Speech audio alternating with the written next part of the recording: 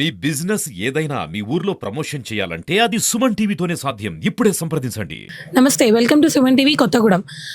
ఇతిహాసం అనగానే మనకు గుర్తొచ్చేది రామాయణం, మహాభారతం. అందులో ఇతిహాసం అనగా ఖచ్చితంగా ఇది జరిగింది అని చెప్పబడుతుంది. అందులో మనం రామాయణ విషయానికి వస్తే, రామాయణం అనగానే మనకి శ్రీరామచంద్రుడు, సీతమ్మ వారి ఆనవాళ్ళు. ఆనవాళ్ళు అనగానే మనకు గుర్తొచ్చేది భద్రాచలం, పర్ణశాల. ఈ 2 మాత్రమే కాకుండా ఇక్కడ దీని పరిసర ప్రాంతాల్లో కూడా సీతమ్మ వారి ఆనవాళ్ళనేటివి మనకి ఉన్నాయి.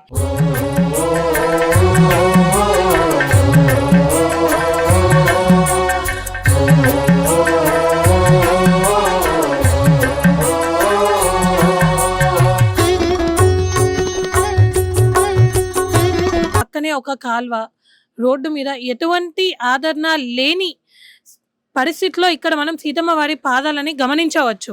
ఇలాంటి పరిస్థితిలో కూడా రాంబాబు అనే ఒక గీత కార్మికుడు నిత్యం ప్రతిరోజు తను చేస్తున్న పనిలోనే కుటుంబాన్ని పోషించుకుంటూ ఇక్కడ సీతమ్మ వారికి కూడా ప్రతిరోజు పూజలు చేస్తూ ఉండడం మనం గమనించవచ్చు.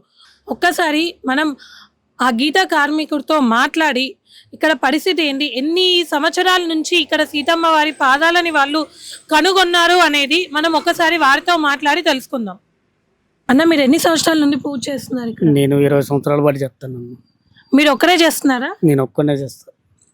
అంటే 20 సంవత్సరాల నుంచి పూజ చేస్తున్నారు కదా, అసలు ఎవరు, ఏ గవర్నమెంట్ కానీ మిగిలిన ఎవరు కానీ మీ దగ్గర రాలేదు? మాకెవరు రాలేదమ్మా. ఎవరు రాలేదు? ఎవరు రాలేదమ్మా. మేము తాడి చెట్లు ఎక్కుంటే ఇక దేవుడు పూజ చేసుకుంటే ఎవరిని అడగలేదు. నేను మీ వృత్తి అదేనా? మా వృత్తికి తాడి చెట్లు ఎక్కడేనా. అంటే తాడి చెట్లు ఎక్కి దాంట్లో మీ కుటుంబాన్ని పోషించుకుంటూ దేవుడు పూజ చేసుకుంటూ ఉంటా. అంటే సుమారుగా ఎన్ని సంవత్సరాల నుంచి ఉండొచ్చు అన్న? అసలు మా జీవితం మాకే తెలియదు. ఎప్పటి నుండి ఉన్నాయి కానీ ఇక్కడ ఎవరు పట్టించుకోవట్లేదు. మా కంఠమేశ్వర గుడి కడతాను. భగవంతుడు ఆ కూరప మా ఇంటి మీదకి వచ్చిండికి నేను సొంతంగా రేకులు వేసుకొని పూజ చేస్తాను.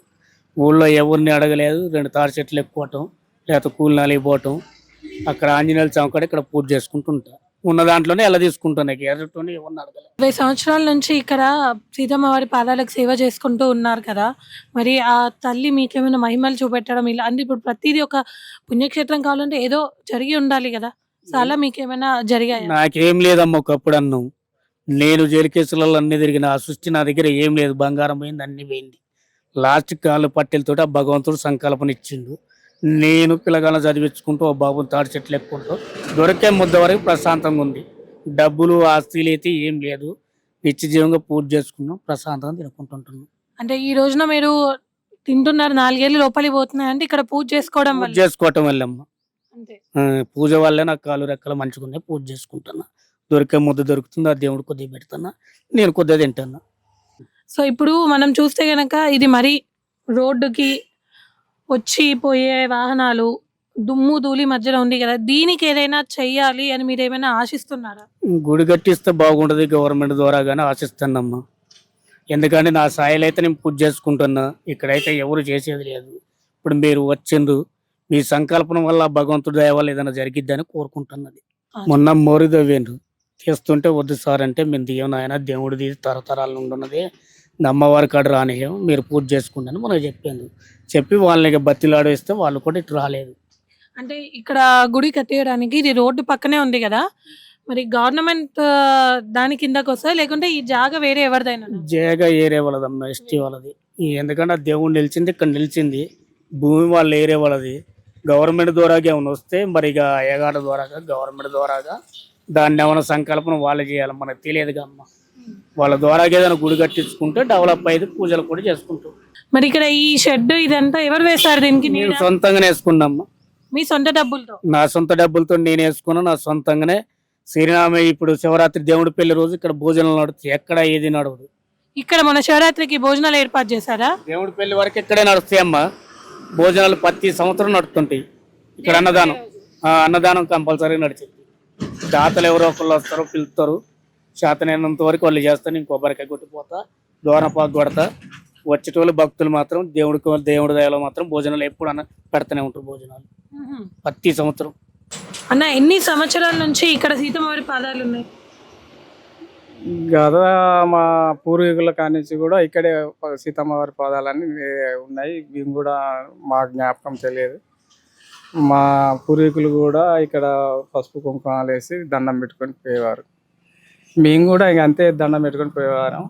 కాకపోతే ఈ మధ్య కాలంలో ఇక మా తోటి కార్మికులు ఈ రేకులు ఒకటి ఏర్పాటు చేసి రేకులు వేసేసి ఆ, పూజా కార్యక్రమం చేస్తూ ఉంటాడు. రోజు ప్రతి మంగళవారం ప్రతి శనివారం పూజ చేస్తూ ఉంటాడు.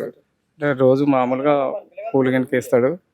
ప్రతి మంగళవారం శనివారం మాత్రం ఇది కడిగి శుభ్రం నీట్గా చేసేసి పూజ చేసి పోతా ఉంటాడు. అంటే మీరు మీరు మాత్రమే, అంటే మీ కార్మికులు, ఈ గీత కార్మికులు మాత్రమే చేస్తున్నారు కదా, ఆ, వేరే వాళ్ళు కూడా వచ్చి చేసుకుంటారమ్మా. వేరే వాళ్ళు కూడా వస్తారా? దారం పడిపోయే వాళ్ళు ఇప్పుడు శనివారం శనివారం వచ్చేసి ఇక్కడ కొబ్బరికాయలు కొట్టుకుంటారు, మొక్కుకొని వెళ్తారు. వాళ్ళ కోరికలు తీరుస్తామని మొక్కుకొని వెళ్తారండి. అంటే ఎప్పుడు కూడా ఇది గవర్నమెంట్ దృష్టికి వెళ్ళలేదా? గవర్నమెంట్ దృష్టికి పెట్టామండి. ఆ. పెట్టిన మా సంపత్ అని మా మా అబ్బాయి, అంటే మా అన్న కొడుకు. అయితే అతను దీని కొద్దిగా చరిత్ర కూడా రాసి పెట్టాడు గవర్నమెంట్కి. దానికి ఇంకా ఏమి రెస్పాన్స్ కాలేదు గవర్నమెంట్. అన్న, ఈ సీతమ్మ వారి పాదాల గురించి ఇది ఎన్ని సంవత్సరాల నుంచి ఉంది, ఏంటి ఏంటి అన్న చెప్తారా? చాలా సంవత్సరాల నుంచి ఉందమ్మా, చాలా సంవత్సరాల నుంచి ఉంది. ఇక్కడ ఏమన్నా గొయ్యలు తీసి ఇట్లా రోడ్డు వేద్దామన్నా కానీ ఆ కొక్లేన్ పెట్టినా కానీ కొమ్ము ఇరిగైపోయింది. అక్కడ ఒకసారి జరిగింది అట్లా? జరిగింది మేడం. అంటే దాన్ని పాదాలు ఏవైతే ఉన్నాయో ఆ సాదిగా ఇట్లా కొక్లేన్ పెట్టారు. కొక్లేన్ పెట్టి తీద్దామని ప్రయత్నించారు. ఇక్కడ రోడ్డు రావాలిగా, పెద్ద రోడ్డు రావాలని తీద్దానికి ప్రయత్నిస్తే ఆ కొక్లేనే ఇరిగిపోయింది కొమ్ము. అప్పటి నుంచి టచ్ చేయాలి. ఇక్కడ నుంచి ఇంకా టచ్ చేయకుండా దీన్ని ఇట్లనే పూజలు చేసుకుంటా మా రాంబాబు, పొల రాంబాబు అప్పటి నుంచి కూడా పూజలు చేసుకుంటూనే ఉన్నాడు. చూశారు కదండి, సీత కష్టాలు ఆ పగోడికి కూడా రావద్దు అని అంటారు. కానీ ఇక్కడ ఆ సాక్షాత్తు సీతమ్మ వారి పాదాలకి పట్టిన పరిస్థితి ఇది. ఇలాంటి ఆనవాళ్ళని మనం కాపాడుకోగలిగితేనే రాబో తరాలకి రాముడు ఉండేవాడు అని చెప్పే బదులు రాముడు ఉన్నాడు, రామాయణం జరిగింది అని సాక్ష్యాలతో సహా మనం నిరూపించవచ్చు.